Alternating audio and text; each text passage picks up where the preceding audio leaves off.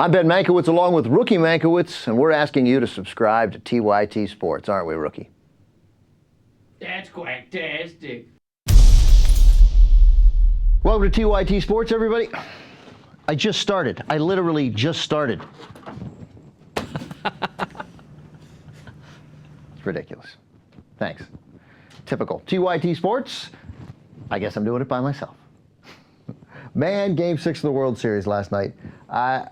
As good a game as obviously anybody's ever seen. It was so good that it forced the Rangers out of the baseball talk that they have, you know, that Major League players have. Major League players, there's hardly a less interesting athlete than a Major League Baseball player. But even after the games, just not even seeing it, but just reading the stuff that the Rangers were saying, it made an impact on them. Their quotes were essentially, yeah, that was something. Like, they got it. They know, and they know how tough it is to come back like this. You know, I am not, and I have advocated and said a number of times on this show that that momentum in baseball means almost nothing. It really, you know, momentum in baseball, as they say, is it goes as far as tomorrow's starting pitcher. But if there's ever a time that a team is emotionally devastated from a defeat, it's the Rangers. I don't buy it in principle, but here, slightly possible. And the pitching matchup doesn't favor them. Matt Harrison. Not at all.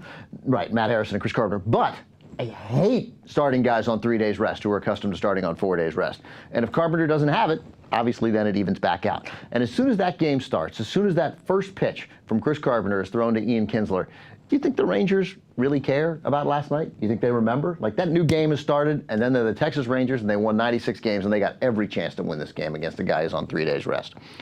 If you take the incredibly small sample size of the last two times this has happened, when the Giants had a 3-2 lead over the Angels in 2002, and obviously when the Red Sox had the 3-2 lead over the New York Mets in 1986, then they have this devastating Game 6 comeback and victory, and then Game 7 is a catastrophe for the team that blew the lead, the 86 Red Sox and the 2002 Giants.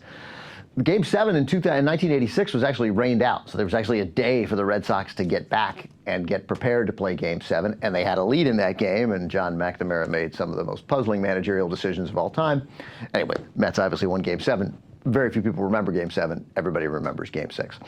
I think a home team in baseball has won the last 8 Game 7s. I believe that's what I read. Did you read that? Do you think it's either 7 or 8 that the home team has won? Again, doesn't really matter. If Chris Carpenter struggles on 3 days rest, as so many quality starters have in the postseason, the Rangers have every chance to win this game. Mike Napoli, Nelson Cruz, they're clearly hurt, but they're going to play. How Mike Napoli's ankle is not broken, I have no idea.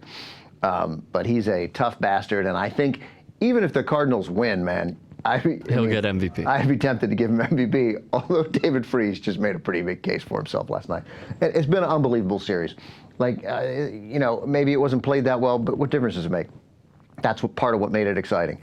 The Rangers ought to find somebody who can play first base. If you're going to go through as the promo that exists there in Moneyball that has Brad Pitt and the guy playing Ron Washington, that moment, Hattie. Right? Say what? With Hatteberg. Right, they're with Hatteberg. They're with the guy playing Scott. Who plays Scott Hatteberg in the movie?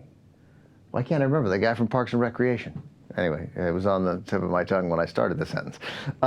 So when they're with Hatteberg, so it's you got Billy Beane, you got Ron Washington, there was Scott Hatteberg, and Beane's like, how tough is it to play first base? And Washington's like, it's very tough. The Rangers, oddly enough, yeah, except apparently Ron Washington, you got 3 guys there who have all looked horrible at first base in the World Series: Mike Napoli, Mitch Moreland, Michael Young. 2 terrible errors last night, plus the bad throw from Elvis Andrus on what would have been a double play. Matt Holliday going in very high and very strong, legally, but very tough. Not an error there, but that should have been a double play. The Rangers have also made a number of plays defensively in this series that weren't scored as errors, but were really bad defensive plays. But those first basemen have looked horrible, and it has made an enormous difference in this game. You got a really good first baseman. Mark Teixeira is playing first base for the Rangers, even if he's not hitting, if he's just playing first base. When the team he came up with, the Rangers would have won that game last night. Isn't it amazing how we're now talking about how bad the first base position is for the Rangers, when yesterday all we were talking about is how bad the Cardinals have been in the field? Yeah, well, the Cardinals, no rookie. Cardinals didn't play well yesterday in the field either. I mean, how many times I've seen outfielders drop fly balls. I've seen outfielders drop easy fly balls where they're camped under it. I've probably seen it 8 times in my life. Then you have balls like Holiday's, where Holiday and Furcal get confused. Bad play by Holiday all the way. You never want to hear an outfielder yell to the shortstop, take it, take it, take it, especially on a ball that he had that much time to get under. Yep. But so that was bad play. That's separate from just a waiting for it, drop it. But an infielder pop up the way Freese dropped that. I'm not sure, I can't remember seeing that. I'm sure I have in Major League Baseball. That's a high school play, you know. Apparently, David Freese may have quit playing baseball in high school his senior year for a reason. Perhaps he wasn't that good at it. But man, he can hit. And I love David Freese. How delightful was he after the game, this kid from St. Louis. And Derek Holland, we didn't talk about Derek Holland. Brilliant performance in Game 4. And then in Game 5, during the game, they mic'd him up during the game, and he was with Buck and McCarver for an entire inning. Doing Schwarzenegger and Harry Carey impressions. And how much do you love Derek Holland? I love Derek Holland. And Ron Washington seems yesterday that if he caught a huge, that he was a genius, because he doesn't use Holland in Game 7, which was my instinct. That was the smart thing to do. Not go with Harrison, but take Holland on a full 4 days rest in Game 7. But instead, he uses Holland out of the bullpen, and for a while that looked like a brilliant move. Now it looks less brilliant because you can't start him today, and you got Matt Harrison going, and he's maxed out at maybe an inning out of the bullpen because of all he pitched yesterday. That game had so many twists and turns, so many different ways it could have gone. The injury to Holiday looking huge because then Russa couldn't bat Alan Craig with the bases loaded, and instead he had to bat John Jay, which enabled Wash to go to Derek Holland in the first place, which he probably wouldn't have done if it had been Alan Craig, or at least the Cardinals would have been able to counter with Craig, and you get Craig against Holland, and he ends up homering over Holland against Holland an inning later, but all that doesn't matter because the Cardinals came back and won anyway. Just a staggeringly weird game, and the bunt that should have been a triple play. I've never in my life seen fielders play that close on a bunt. Colby Lewis, when Colby Lewis was bunting, I guess in the third inning of that game, maybe the second inning, I think it was the second inning, David Freese and Albert Pujols were so close. I can count on one hand the number of times that I've seen a first baseman enter the screen from the center field camera. You're watching the pitcher pitch, and the batter takes a pitch, and you see the first baseman. It's like a streaker. You're like, who's the guy? Where did that guy come from? I mean, you've got to swing away there. I know you wanted to bunt, but man, take a swing, Colby Lewis. It'll move him back. If you make contact, it'll move him back.